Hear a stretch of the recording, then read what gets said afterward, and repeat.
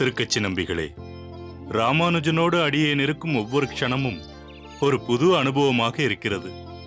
அடியேன் ராமானுஜனுக்கு ஆச்சாரியர் போதித்ததை கற்றுக் கொடுக்கும் பொழுது அதிலிருந்து அவன் கேட்கும் கேள்விகள் அடியேனை வியப்பில் ஆழ்த்துகிறது.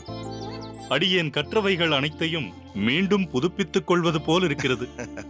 இந்த 6 மாத காலத்தில் ராமானுஜனுக்கு கற்றுக் கொடுக்க வேண்டிய சம்பிரதாய விஷயங்களை பெருவாரியாக முடித்துவிட்டேன் என்றுதான் சொல்ல வேண்டும். நல்லது நம்பிகளே. சரி, ராமானுஜனின் அகத்தில் உள்ள மேல்கட்டு தங்களுக்கு வசதியாக உள்ளதா? வசதி குறைவிருந்தால் சொல்லுங்கள், அடியேன் வேற எங்காவது சற்று பெரிய அகமாக ஏற்பாடு செய்து தருகிறேன். அதற்கு அவசியமில்லை நம்பிகளே. ராமானுஜனின் அகமே விசாலமாக இருக்கிறது. மேலும் ராமானுஜனும் எங்களை நன்றாக கவனித்துக் கொள்கிறான். ஆனால் என்ன சுவாமி? என்னவோ தெரியவில்லை, விஜயாம்பாளுக்கும் தஞ்சமாம்பாளுக்கும் ஒத்துப்போவதில்லை. எதிரும் புதிருமாக இருக்கிறார்கள். அதுதான் சற்று வருத்தமாக இருக்கிறது. பொதுவாகவே பெண்களிடம் அனுசரித்து போகும் குணம் குறைவு. அவர்கள் எல்லாவற்றையுமே தங்கள் கண்ணோட்டத்தில் மட்டுமே பார்ப்பதால் அவர்களுக்கு தவறு என்று ஒன்று பட்டுவிட்டால் அது தவறு, சரி என்று நினைத்தால் அது சரி. அந்த குணத்தை, அந்த போக்கை, அந்த சிந்தனையை மாற்றுவது கடினம். சுவாமி, தஞ்சா சிறு பெண் பட்டென்று பேசக்கூடியவள், சட்டென்று அறியாமல் சில காரியங்களை செய்து விடுவாள். ராமானுஜனுக்காக தஞ்சமாம்பாளை அனுசரித்து தாங்கள் பொறுத்தருள வேண்டும் சுவாமி. புரிகிறது சுவாமி. இதை அடியேன் தங்களிடம் கூட சொல்லியிருக்க மாட்டேன். ஏதோ பேசிக் கொண்டிருக்கும் பொழுது அறியாமல் வந்துவிட்டது. நீங்கள் சொன்னது போல் ராமானுஜனுடன் தங்குவதில் கிடைக்கும் சந்தோஷத்திற்காக எதை வேண்டுமானாலும் பொறுத்துக் கொள்ளலாம். இருந்தும் இவர்களுக்குள் இருக்கும் இந்த பேதம் பெரிதாக வெடிக்காமல் இருக்க வேண்டும். அதுதான் அடியேனுடைய கவலை.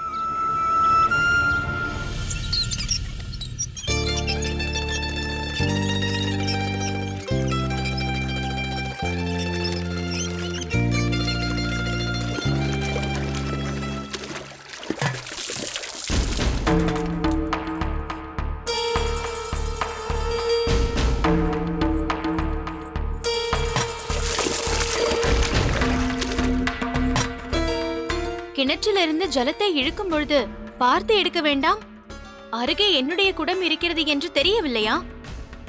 இந்த தீர்த்தம் மடியாக பிடித்து வைத்த தீர்த்தம், அதை அறிய வேண்டாம்? ஆமாம், அதற்காக ஜலத்தை ஏன் கீழே கொட்ட வேண்டும்? காரணம் வேறு சொல்ல வேண்டுமா? ஏன், உங்களுக்கே தெரியாதா? உங்கள் குடத்திலிருந்து ஜலம் தழும்பி என் குடத்தில் விழுந்ததை நீங்கள் கவனிக்கவில்லையா? நான் செய்வது தெரிகிறது, நீங்கள் செய்தது உங்கள் கண்களை மறைத்து விட்டதா? தஞ்சா, என் குடத்திலிருந்து சிறிது ஜலம் உன் குடத்தில் சிந்தியது வாஸ்தவம்தான். அதற்காக நான் வேண்டுமென்றே செய்யவில்லையே. தெரிந்து செய்தாலும் தெரியாமல் செய்தாலும் இது அனாச்சாரம்தான். பெருமாளின் மடித்தளிகைக்காக பிடித்து வைத்த ஜலம் அது. அதில் உங்கள் குடத்திலிருந்த ஜலம் கலந்ததால் கீழே கொட்டாமல் என்ன செய்வார்கள்? இந்த குடத்தை நீங்கள் எப்படி வைத்திருக்கிறீர்களோ யாருக்கு தெரியும்? தஞ்சா, அனாவசியமாக பேசாதே. தவறுதான். வேண்டுமானால் நான் உன்னிடத்தில் மன்னிப்பு கேட்டுக்கொள்கிறேன். இதை இத்தோடு விட்டுவிடு. ஒரு சிறிய விஷயத்தை ஏன் இப்படி பெரிதுபடுத்துகிறாய்? எது சிறிய விஷயம்? என்னுடைய ஆச்சாரமும் அனுஷ்டானமும் வேறு, உங்களுடையது வேறு. என் அகத்துக்காரருக்கு உங்கள் அகத்துக்காரர் ஆச்சாரியர் என்ற முறையில் பல விஷயங்களை கற்றுக் கொடுத்திருக்கிறார். ஆனால் உங்களுக்கு அவர் ஆச்சாரத்தை பற்றி ஒன்றும் கற்றுக் கொடுக்கவில்லை போல் இருக்கிறது. போதும் தஞ்சா, ஏதோ உனக்குத்தான் எல்லாம் தெரிந்தது போல் பேசுகிறாய். உன்னை விட பன்மடங்கு அதிகம் ஆச்சாரம் அனுஷ்டானத்தை பற்றி எனக்கும் தெரியும். என்ன தெரியும் உங்களுக்கு? வேறொருவர் அகத்தில் இருக்கும் பொழுது எப்படி நடந்து கொள்ள வேண்டும் என்பதை முதலில் தெரிந்து கொள்ளுங்கள். நாங்கள் சரியாகத்தான் நடந்து கொண்டிருக்கிறோம். உன்னிடத்தில் தான் ஏதோ தவறு இருக்கிறது. ஓ, என் அகத்தில் வந்து தங்கி என்னிடமே குறை கண்டுபிடிக்கிறீர்களா? உங்களை சொல்லி குற்றமில்லை. எல்லாம் என் அகத்துக்காரர் உங்களுக்கு கொடுத்துள்ள இடம். இது மட்டுமா கொடுத்திருக்கிறோம்? எல்லா வசதிகளையும் செய்து கொடுத்திருக்கிறோம். மளிகை தளிகை என்று எல்லாமே நாங்கள் கொடுத்ததுதானே? தஞ்சா, தேவையற்ற வார்த்தைகளை பேசாதே. நாங்கள் உங்களை விட எந்த விதத்திலும் குறைந்தவர்கள் அல்ல. இங்கு வந்து தங்கி இருக்கிறோம் என்றால் அதற்கு காரணம் வசதியற்றோ வேறு போக்கிடம் இல்லை என்றோ அர்த்தமில்லை. ராமானுஜன் எங்களிடம் வேண்டி கேட்டுக்கொண்டதனால்தான் நாங்கள் இங்கு வந்தோம். உன்னிடம் கையேந்த வேண்டிய நிலைமை எங்களுக்கு என்றும் வராது. ராமானுஜனுக்கு சம்பிரதாய விஷயங்களை கற்றுக் கொடுக்க வேண்டிதான் என் அகத்துக்காரர் இந்த அகத்தில் தங்கி இருக்கிறாரே தவிர உங்கள் கையை எதிர்பார்த்து ஒன்றும் அல்ல. எப்படி என் அகத்துக்காரர் ராமானுஜனுக்கு சத் விஷயங்களை போதித்துக் கொண்டிருக்கிறாரோ அதே போல நானும் உனக்கு சம்பிரதாய விஷயங்களை கற்றுத்தர வேண்டும் என்ற ஆக்ஞையில்தான் நானும் இங்கு வந்தேன். போதும் போதும். நான் கற்றுக்கொள்ள வேண்டியதையெல்லாம் என் அம்மா எனக்கு நன்றாக கற்றுக் கொடுத்திருக்கிறார். உங்கள் உபகாரம் எனக்கு தேவையில்லை. நீங்கள் சொல்வதை பார்த்தால் ஏதோ எங்களுக்காக இங்கு தங்கியிருப்பது போல் பேசுகிறீர்கள். உங்கள் அகத்து அடுக்களையை எப்போதாவது சென்று பார்த்ததுண்டா? அங்கு பூனைதான் உறங்கிக் கொண்டிருக்கிறது. அன்னத்தை அடுப்பில் ஏற்றி எத்தனை நாளாகிறதோ அதுதான் அனைத்தையும் நாங்கள் செய்து கொண்டிருக்கிறோமே. பிறகு அடுக்களையில் பூனையும் உறங்கும், புலியும் உறங்கும். அண்டி இருப்பதே எங்கள் அகத்தில். ஆனால் பேச்சு மட்டும் பெரிதாக நிற்கிறது. எங்களுக்காக தான் இருக்கிறோம் என்று. நீங்கள் இங்கு இருந்தே ஆக வேண்டும் என்ற கட்டாயமும் எங்களுக்கு இல்லை. இருப்பதும் இருக்காததும் உங்கள் விருப்பம். நாளை இவர்களுக்காக தான் நாங்கள் இருந்தோம் என்ற பேச்சு வர வேண்டாம். அடுத்து என்ன செய்ய வேண்டுமோ நீங்களே தீர்மானித்துக் கொள்ளுங்கள்.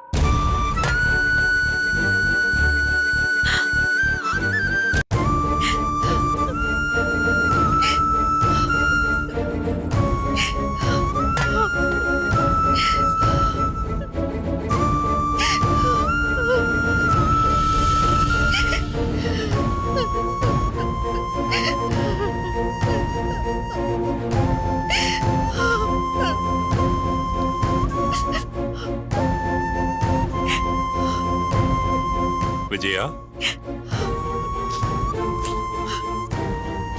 என்ன இது? ஏன் இப்படி அழுது கொண்டிருக்கிறாய்? என்னவாயிற்று? இன்னும் என்ன ஆக வேண்டும் சுவாமி? மானம் மரியாதை எல்லாம் போய்விட்டது. விஜயா, முதலில் அழுகையை நிறுத்து. பெண்கள் அழுவது நாட்டிற்கே கேடு. என்ன நடந்தது என்று சொல். வந்தோமா கிளம்பினோமா என்று இருந்திருக்க வேண்டும்.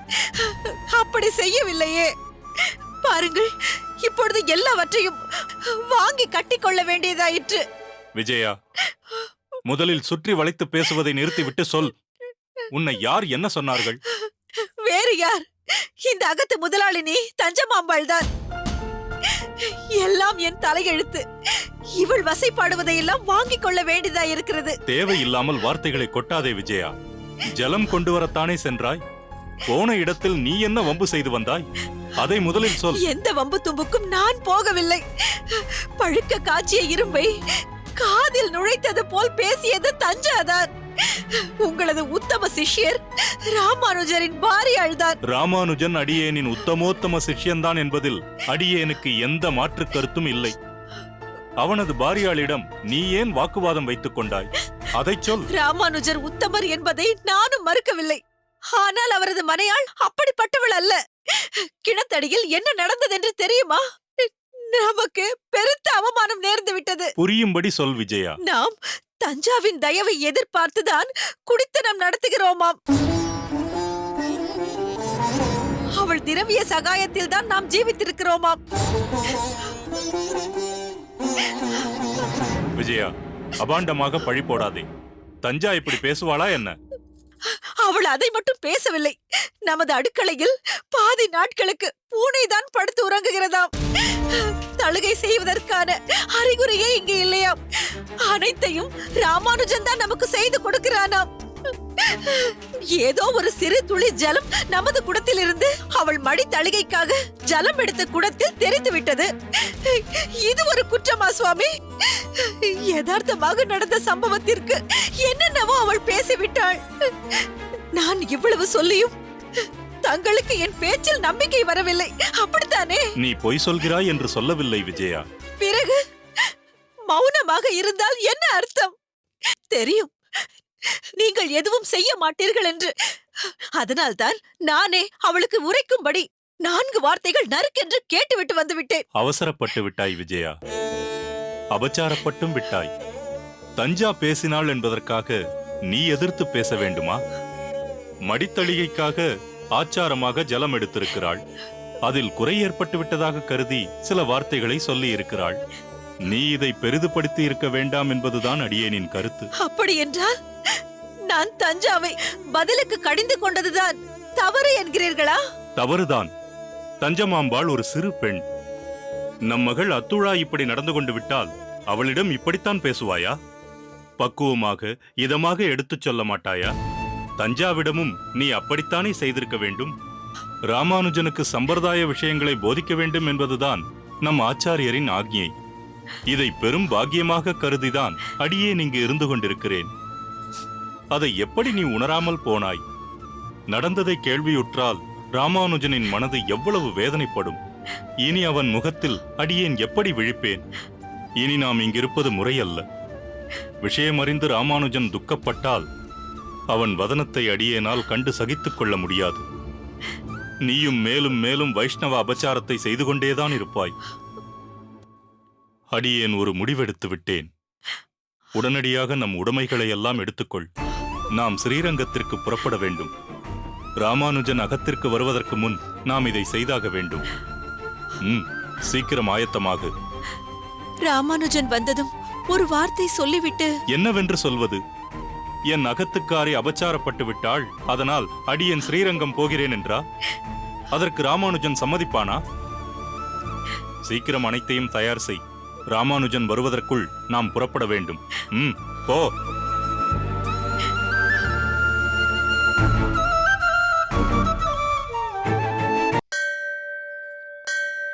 ராமானுஜா, உன்னிடம் ஒரு விஷயம் சொல்லாமல் என்னால் இருக்க முடியவில்லை. எதுவாக இருந்தாலும் தயங்காமல் சொல்லுங்கள் பட்டர் சுவாமிகளே. சிறிது காலமாக உன் முகம் மேலும் பிரகாசம் அடைந்துள்ளது. கண்களின் ஒளி மேலும் தீட்சண்யம் பெற்றுள்ளது. அதற்கு காரணம் 6 மாத காலமாக பெரிய நம்பி சுவாமிகளிடம் அடியேன் பயின்று கொண்டிருக்கும் சத்விஷயங்கள் தான் சுவாமி. பெரிய நம்பி சுவாமிகளிடமிருந்து சம்பிரதாயம் சம்பந்தப்பட்ட பல விஷயங்களை அடியேன் தெரிந்து கொண்டேன். அடியேனுக்கே இப்படி என்றால் பெரிய நம்பி சுவாமிகள், அடியேனின் மாமா திருமலை நம்பி சுவாமிகள் மற்றும் திருக்கச்சி நம்பி சுவாமிகள் போன்றோர் ஆச்சாரியரிடமிருந்து எவ்வளவு விஷயங்கள் கற்றிருந்திருப்பார்கள். பெரிய நம்பி சுவாமிகளின் ஒவ்வொரு வாக்கிலும் அடியேன் யமுனாச்சாரியரின் இருப்பை உணர முடிகிறது சுவாமி. அது அடியேனுக்கு பெரும் ஆனந்தத்தை அளிக்கிறது. சாமி, என்ன சாரதி? பெரிய நம்பி சாமிங்க இந்த சாவி உங்ககிட்ட கொடுக்க சொன்னாங்க. இந்தாங்க.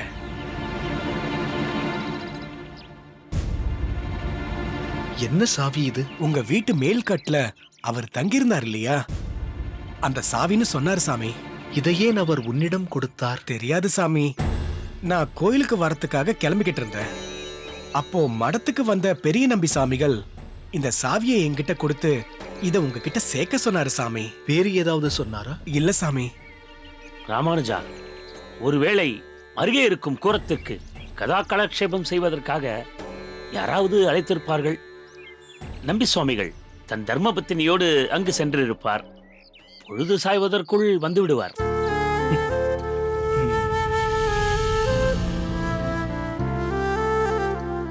தஞ்சா,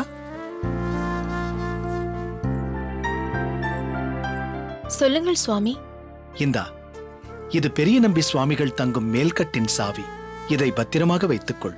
சுவாமி, நாளை காலை யாராவது பணியாட்களை வரவழைத்து அகத்தை சுத்தம் செய்ய வேண்டும். ஏன்? நம் அகம் சுத்தமாகத்தானே இருக்கிறது. நான் சொன்னது மேல்கட்டை. மேல்கட்டா? அங்கு பெரிய நம்பி சுவாமிகளும் அவர் பாரியாளும் இருக்கிறார்கள். என்னதான் அது நம் அகமாக இருந்தாலும் அவர்களுக்கு தெரிவிக்காமல், அவர்கள் சம்மதம் இல்லாமல் அந்த இடத்தை சுத்தம் செய்யக்கூடாது. சுவாமிகள் வரட்டும். இங்கு அருகில்தான் எங்காவது சென்றிருப்பார்கள். வந்த பிறகு பார்த்துக் கொள்ளலாம். அவர்கள் வரமாட்டார்கள். வரமாட்டார்களா? ஏன் வரமாட்டார்கள்? சண்டை போட்டு சென்றவர்கள் மீண்டும் இங்கு வருவார்களா? சண்டை போட்டுவிட்டு சென்றார்களா? யார் யாருடன் சண்டை போட்டார்கள்? தவறு என் மீது இல்லை சுவாமி, எல்லாம் அந்த விஜயாவால் வந்தது. தஞ்சா, அவர்கள் பெயரை குறிப்பிட்டு சற்றும் மரியாதை இல்லாமல் பேசுகிறாய். அவர்கள் வயதென்ன, உன் வயதென்ன? கோபத்தில் எது வேண்டுமானாலும் பேசுவதா? முதலில் வார்த்தைகளை கட்டுப்படுத்த கற்றுக்கொள். என்ன நடந்தது என்று சற்று விவரமாக சொல்.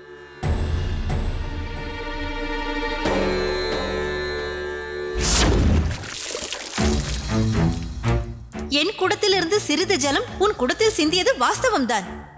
அதற்காக நான் வேண்டுமென்றே செய்யவில்லையே. தெரிந்து செய்தாலும் தெரியாமல் செய்தாலும் இது அனாச்சாரம்தான். பெருமாளின் மடித்தளிகைக்காக பிடித்து வைத்த ஜலம் அது. அண்டி இருப்பது எங்கள் அகத்தில், ஆனால் பேச்சு மட்டும் பெரிதாக நிற்கிறது. எங்களுக்காக தான் இருக்கிறோம் என்று.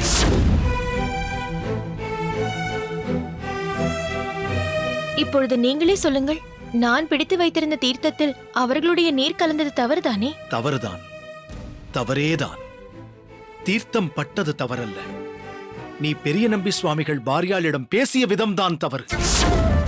எங்கிருந்து வந்தது உனக்கு இந்த சுபாவம்? பெரியோர்களை தூக்கி எறிந்து பேசுவதும், கடிந்து கொள்வதும், சண்டை போடுவதும்.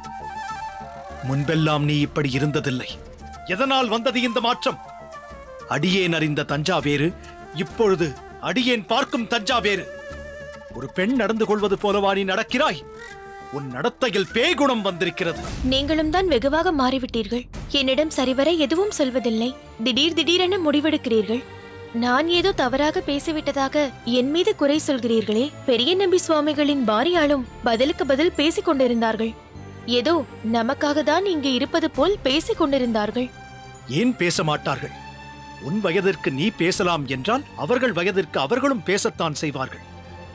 தவறு உன்மீதுதான் என்பதை முதலில் ஏற்றுக்கொள் தஞ்சா. பெரியோர்களை மதிக்க கற்றுக்கொள். பெரிய நம்பி சுவாமிகள் மிகவும் உயர்ந்தவர்.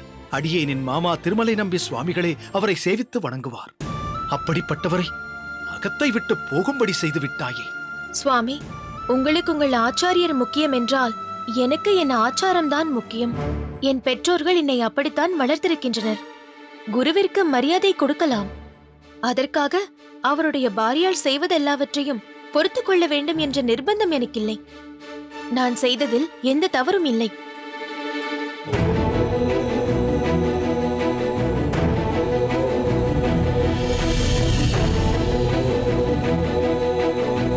தாங்கள்தான் அடியேனுக்கு ஆச்சாரியனாக இருக்க வேண்டும் என்று அந்த வரதன் திருக்கச்சி நம்பி சுவாமிகள் மூலம் தன் மனக்குறிப்பை வெளிப்படுத்தி இருக்கிறார்.